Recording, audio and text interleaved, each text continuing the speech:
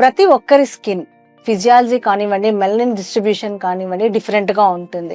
అంతేకాకుండా hormones, genetics, hydration, life style వీటన్నిటితో కూడా మేజర్ ఇంపాక్ట్ ఉంటుంది. అంతేకాకుండా ఇప్పుడు సెలబ్రిటీస్ అంటే వాళ్ళకి వరల్డ్లో బెస్ట్ సన్ స్క్రీన్స్ కానివ్వండి, బెస్ట్ ఫేస్ వాషెస్ వాడతారు, వాళ్ళు అన్ని ట్రీట్మెంట్స్ చేసుకుంటారు. అందుకనే వాళ్ళ స్కిన్ షైనీగా, హైడ్రేషన్ పార్ట్ కానివ్వండి, లేకపోతే ఒక్క బ్లెమిష్ అనేది లేకుండా ఉంటుంది.